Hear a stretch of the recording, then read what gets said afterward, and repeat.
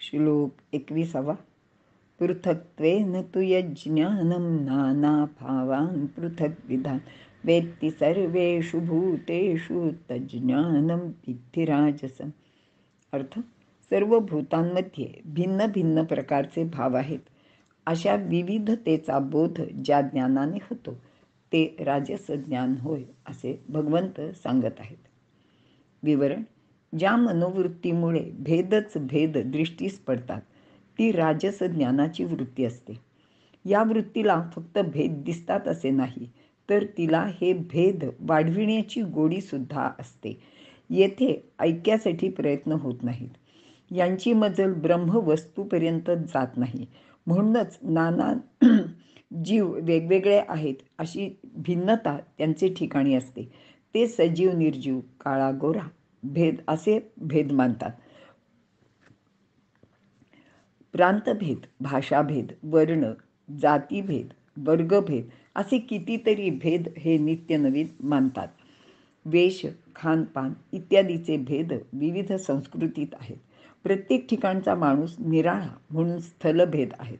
तर प्रत्येक दशकात, शतकात माणूस वेगवेगळा भासतो, म्हणजे हा कालभेद सुद्धा झाला. कालभेदात माणसाचे वर्तन सुद्धा भिन्न भिन्न प्रकारचे असते. आणि कालभेद म्हणजेच दुसरा अर्थ असा आहे की सकाळ, दुपार, सायंकाळ, काल, आज आणि उद्या यांचा सुद्धा यात समावेश असतो. आणि हे व अशा प्रकारचे अनेक भेद माणसाचे मनात ठामपणे रुजलेले सुद्धा आहेत. त्यामुळेच विविधतेचे नाना भावांचे ज्ञान लक्षात घेऊनच जीवन व्यवहार चालतात. मात्र हे सर्वच भेद वास्तव किंवा नैसर्गिक नाहीत. असे असले तरी सुद्धा काही भेद मात्र निसर्ग निर्मितच आहेत. निसर्गात विविधता आहे ही वस्तुस्थिती आपल्याला नाकारता येत नाही आणि त्याचे ज्ञान होणे सुद्धा अगत्याचे आहे. जसे विविध फळे, त्यांच्या अनेक जाती. अगदी एक आंबा घेतला तर त्याच्या कितीतरी जाती आहेत. त्या वेगवेगळ्या नावाने सुद्धा ओळखल्या जातात. त्यांच्या चवीत, रंगरूपात फरक असतो. याचप्रमाणे अनेक प्राण्यांच्या, सर्पांच्या, पक्ष्यांच्या, माशांच्या, कीटकांच्या किती सांगाव्यात अशा विविध प्रकारच्या जाती आहेत. त्या सर्व नैसर्गिक आहेत. त्यांचे काही खास वैशिष्ट्ये सुद्धा असते. स्वभाव वैचित्र्य पण असते. आज मानवी जीवनाचे स्वरूप बदलले आहे. आपल्या ज्ञानात व ज्ञानशाखांमध्ये जी वाढ झाली आहे ती वस्तूंची भिन्नता, वेगळा गुणधर्म व उपयोग सांगणारी आहे. इतकेच नाही तर वनस्पती, प्राणी, पक्षी यांच्या मिश्रणातून नवनवी संकर जाती सुद्धा निर्माण केली जाते. त्याचबरोबर अनेक रासायनिक मिश्रणातून नव्या गुणधर्मांचे नवीन नवीन पदार्थही तयार केले जातात.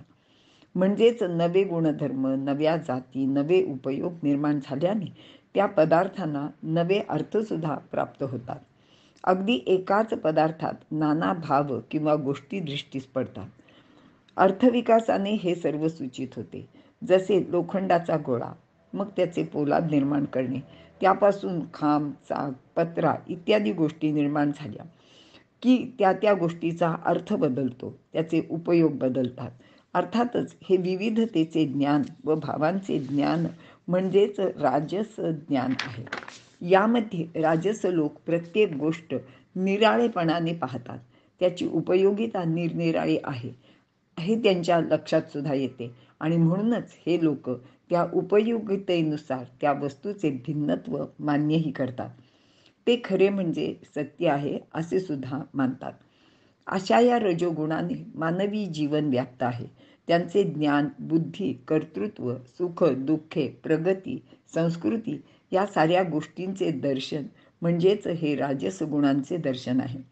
यांच्या कर्तृत्वाने माणसांचे भौतिक जीवन अधिक सुखवह करण्याचा प्रयत्न केला जातो आणि असं आपण आज ते अनुभवत आहोत की मागील काळातील माणसाचे जीवन आणि आजच्या काळातील जीवन यांचा विचार जर केला तर आपल्याला ही गोष्ट पटण्याजोगी सुद्धा आहे.